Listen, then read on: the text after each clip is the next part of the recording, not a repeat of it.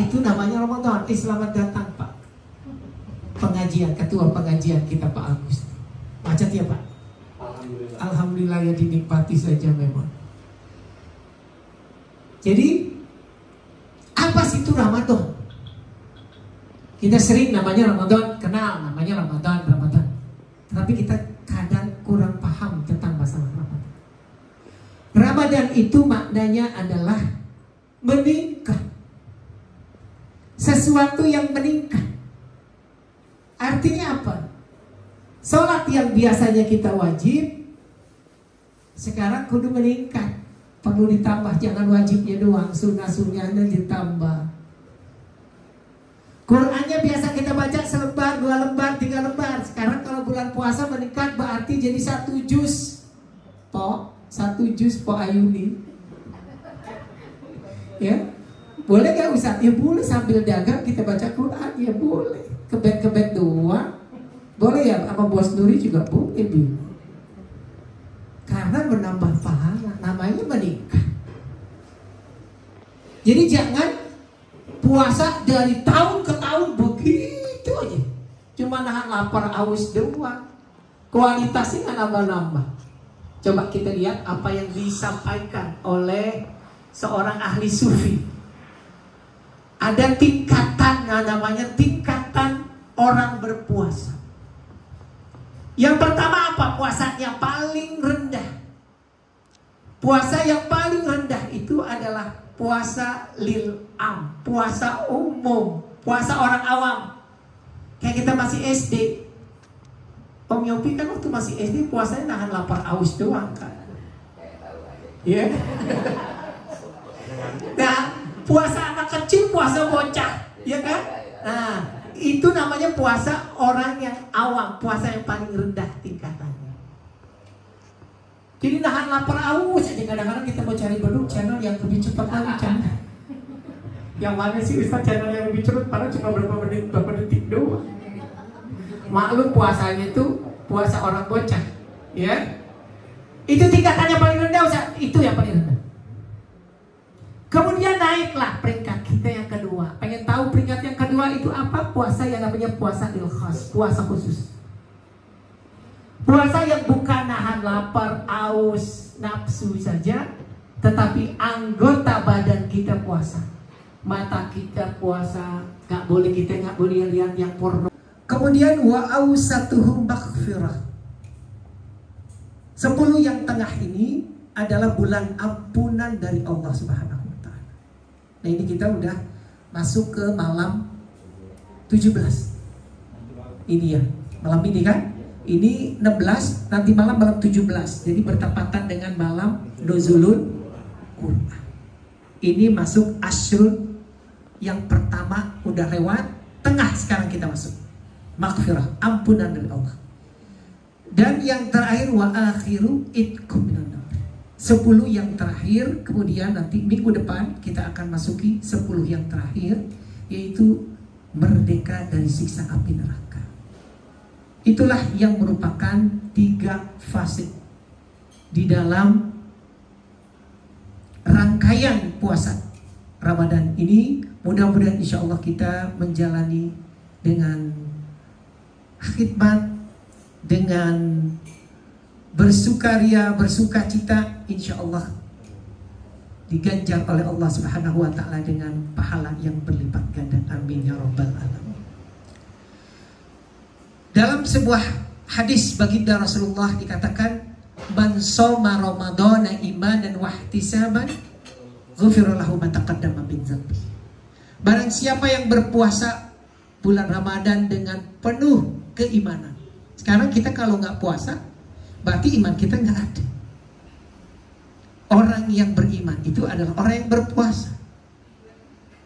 Ya, jadi kata Nabi, barang siapa yang berpuasa dengan keimanan, dengan mengharapkan pahala ridhonya Allah Subhanahu wa taala, Allah ampuni dosanya dari yang terdahulu. Masya Allah. Jadi dosa yang dulu hilang, angus. Puasa, kaki juga puasa. Yaitu kita datang sering ke masjid, ke pengajian, zikir, semua itu dikerjakan. Nah inilah namanya puasa lil khas. Siapa Ustaz yang puasa lil khas? Minas solihin, dari orang-orang yang soleh puasanya begitu. Jadi naiklah peringkat kualitasnya. Jangan puasanya dari tahun ke tahun sampai udah umur 55 tahun begitu aja. Nahan lapar aus tuh. Wah. Siapa orangnya? Oh, cucur. Jangan cur. Jadi kita harus naik kualitas. Meningkat. Namanya Ramadan. Meningkat. Ramadan itu adalah meningkat. Ya. Kemudian yang ketiga, naik lagi peringkat. Puasa yang paling top. Puasa khas lil khas.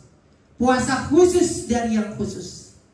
Itu bukan hanya lapar haus, menahan nafsu doang, bukan anggota badan doang, puasa seluruh anggota badan, tetapi kita tinggalkan kesibukan dunia untuk takarrub kepada Allah, ibadah kepada Allah semata-mata. Amin ya robbal. Nah orang ini kalau yang kayak begini gak usah cari duit lagi, sibuknya ibadah doang. Karena duit kalau dicari 24 jam gak habis-habis. Gak ada batasannya kita mencari duit. Yang ada kita lalai terhadap perintah Allah SWT. Sibuk dengan kesibukan dunia, hanya dunia yang kita dapati.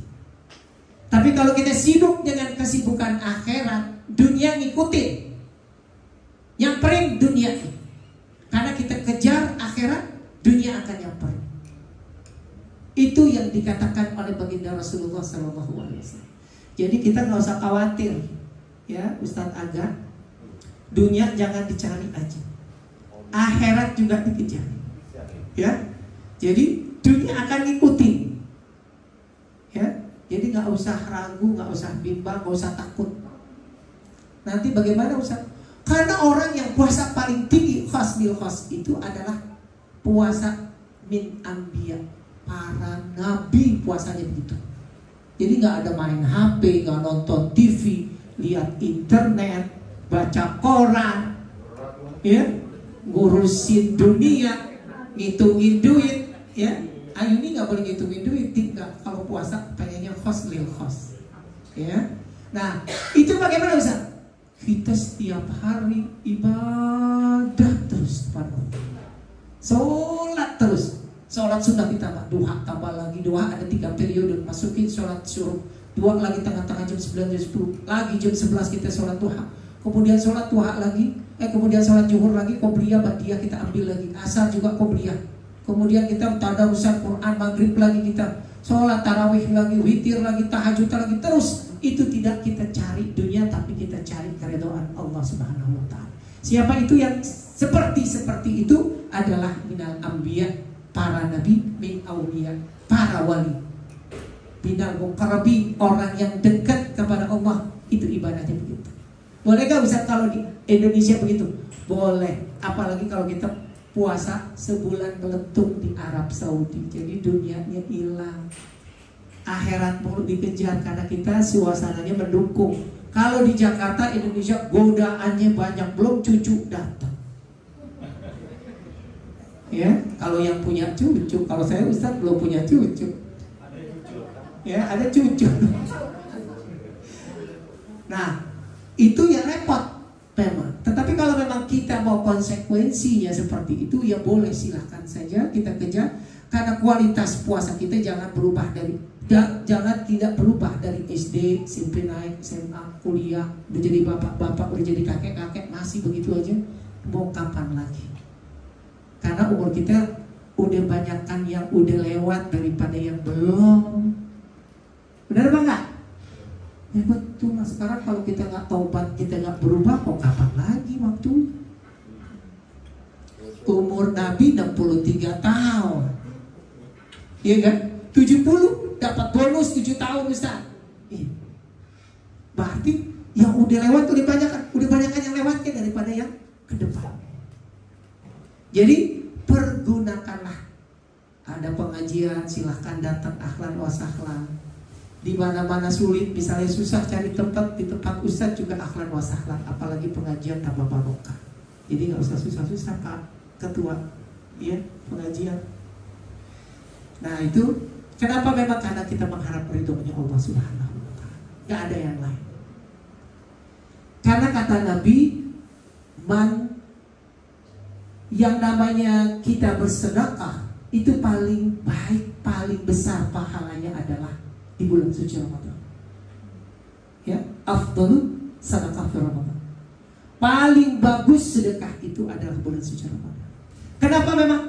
Karena itu adalah bulan meningkat. Coba kita lihat apa sih keistimewaan bulan suci Ramadan. Kita tengok yang pertama, bulan yang penuh rahmat dari Allah. Itu yang pertama. Kasih sayang Allah banyak. Kita yang gak punya duit masih bisa buka puasa, Ustaz, masih dapat kasih sayang dari Allah. Datang ke masjid, ada buka-bukaan gratis. Di jalanan ada yang ngasih. Sahur ada yang off the road. Betul gak? Nah, itu kita jadinya gak takut yang namanya kita kelaparan. Kasih sayang Allah di mana-mana ada. Itu yang pertama. Kemudian yang kedua, istimewanya bulan suci Ramadan adalah bulan maghfirah, bulan ampunan dari Allah. Jadi kalau kita banyak dosa nih, taubatnya pas banget bulan suci Ramadan. Momennya pas banget. Ya Om jujur ya. Kalau kita banyak dosa, taubatnya sekarang bulan suci Ramadan. Karena bulan ampunan. Dalam sebuah hadis dikatakan paling disenangi amalan di bulan suci Ramadan adalah kita perbanyak istighfar menjelang kita sahur. Jadi kalau kita mau sahur, jangan langsung sahur, langsung depan makanan, hantam makan langsung. Bukan itu. Tapi kita jeda dulu, baca istighfar dulu. Astaghfirullahaladzim min kulli dambin azim wa atubu ilaihi taubatan nasuha, taubatan nasuha. Allahumma anta rabbi la ilaha illa anta khalaqtani wa ana abduka wa ana ala ahdika wa wa'dika mastata'tu a'udzubika min syarri ma sana'tu abu'u laka bi ni'matika alayya wa abu'u bi dzambi faghfir li fa innahu la yaghfiru dzunuba illa anta. Itu kita baca. Amalan yang paling dicintai oleh baginda Rasul itulah kita istighfar di bulan suci Ramadan. Jadi kita gak harus, silakan. Jadi kita gak harus nunggu buka atau kita habis sholat, menjelang sahur kita baca, silakan. Ya, Masya Allah, luar biasa pahala. Ya, jadi jangan sampai kita luput karena Ramadan berikutnya lagi kita tidak akan temukan lagi Ramadan berikut yang baru lagi yang akan datang. Jadi jangan kita sia-siakan bulan suci Ramadan yang hanya tersisa separuh saja. Makanya kita nanti tarawih, karena kita telah lewat dari 15 Ramadan, bacaannya juga ada witir. Pada saat kita kunut witir, ada kunutnya yang terakhir. Kemudian kita bacaannya nanti suratnya adalah malam Lailatul Qadar. Surat Al-Qadar. Inna anzalu fi Lailatul Qadar. Nah, itu kita baca pada awal surat. Baru kemudian kita baca surat juz ke-30 sampai habis. Karena kita telah memasuki bulan Ramadan pertengahan 15 Ramadan. Nah, inilah yang kita harus perlu kita laksanakan agar supaya kita bisa mendapat maghfirah, ampunan dari Allah Subhanahu wa Ta'ala. Masyarakat muslimin rahimakumullah. Salat sunat taubat boleh Ustaz? Bagus. Pada saat kita sahur, tahajud, salat sunat taubat boleh. Usolli sunat taubat rakaatain, 2 rakaat. Bagus. Karena ini adalah bulan ampunan. Ya, itu istimewanya bulan suci Ramadan. Kemudian yang ketiga, istimewa bulan suci Ramadan. Berlipat ganda pahala apabila kita mengerjakan amal soleh, amal ibadah. Ini bulan suci Ramadan. Jadi misalnya Om Agus sholat zuhur berlipat ganda sholat Jumat karena bulan suci Ramadan. Sholat Jumat berlipat ganda. Sholat sunat duha berlipat ganda. Sholat tarawih berlipat ganda. Jadi berlipat, seluruh dilipat gandakan oleh Allah di bulan suci Ramadan. Karena ini adalah bulan yang namanya bulan dituang luber segala pahala dari Allah Subhanahu wa Ta'ala. Jadi ini kita lagi benar ngumpulin nih bekal-bekal. Karena kita kebanyakan manusia mempersiapkan bekalnya kehidupan mulu. Saya mau tinggal di mana? Saya mau kerja di mana? Saya nanti mau sibuk ngapain? Urusan dunia semua, persiapan dunia. Tetapi kadang kita lupa persiapan akhirat, persiapan kematian kita. Apa sih Ustaz persiapan kematian? Bekal amal takwa ibadah kita kepada Allah Subhanahu, itu adalah bekal kematian. Karena kita luput, kadang-kadang lupa mulu. Apalagi punya anak, punya cucu, pengen sekolah di sini, pengen di sini, pengen sibuk ini, pengen usaha begini, pengen buka toko begini, pengen kita punya ini, pengen punya itu. Dunia kita terus persiapkan, tetapi persiapkan menuju akhirat kita kadang lupa. Amal ibadah takwa itulah persiapan kita menuju kehidupan akhirat. Karena kenapa? Amal akhirat doang yang dibawa. Emang orang mati, mobil bagus, rumah bagus, duit banyak dimasukin dalam kubur? Kagak. Duitnya banyak Ustaz, bermiliar-miliar dimasukin dalam kubur? Kagak. Boro-boro. Mobil bagus, istri cantik, pulang. Emang mau nemenin jadi kubur? Suami ganteng, pulang juga Ustaz. Gak ada yang tinggal. Tinggal itu amal soleh, amal ibadah doang. Gak ada. Jadi kita gak boleh sampai lupa dengan kehidupan akhirat. Karena kehidupan akhirat itu adalah kekal selama-lamanya. Dunia itu sementara. Kenapa saya bilang sementara? Karena memang kita dijangka-jangka waktu sama Allah, umurnya, ajal kita nggak ada yang tahu. Kullu atin qarib. Yang paling dekat apa? Kematian bagi kita. Nggak ada lagi muda tua mati, sehat sakit mati. Ada yang sehat langsung mati, ada yang sakit apalagi cepat matinya. Muda tua begitu juga, ke umur berapapun pada mati. Itulah persiapannya adalah bekal amal soleh yang paling bagus. Kata Allah di dalam Al-Quran, ma la yanfa'u malun wala banun illa man atallah biqalbin salim. Tidak ada manfaat harta yang berlimpah banyak yang kita kumpulin. Ya, nggak ada manfaatnya. Wala banun, anak yang kita sayangin juga nggak manfaat. Illa man atallah biqalbin salim, kecuali kita datang dengan hati yang sejahtera, hati yang percaya diri. Kenapa? Karena amal soleh kita banyak, amal ibadah kita banyak. Itu membuat kita percaya diri. Beda dengan percaya diri di dunia. Kalau kita duit banyak, kita datang ke mall pede. Bukan pegang-pegang doang, pede. Tapi kita belanja, shopping. Bener ya? Istrinya Ustaz Robin mana? Jadi, bener gak?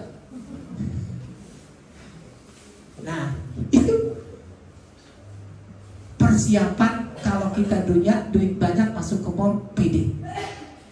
Tapi masuk akhirat gak pede, belum tentu pede. Kenapa? Amal soleh yang membuat kita pede, bukan duit. Keliling dunia percaya diri kenapa? Followers duit. Tapi kalau ke akhirat apa? Amal soleh yang paling diperlukan untuk mempercayakan diri kita. Percaya diri. Jadi jangan kita tunda. Ya, kata Nabi di dalam sabdanya baginda Rasulullah, kita disuruh apa?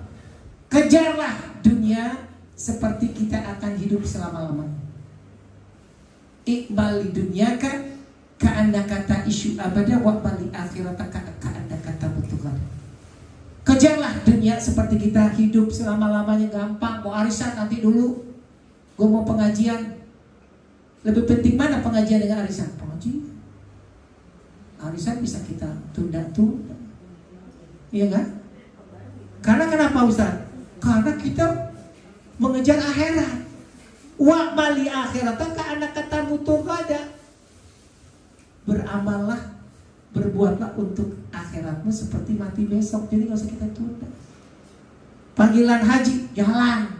Jangan ditunda lagi. Urusan anak bagaimana Ustaz? Nanti rumah rubuh, nanti udah lewat aja. Serahkan kepada Allah. Lillahi ta'ala. Mau umrah Ustaz, nggak usah nengok kanan kiri. Terbang langsung ibadah.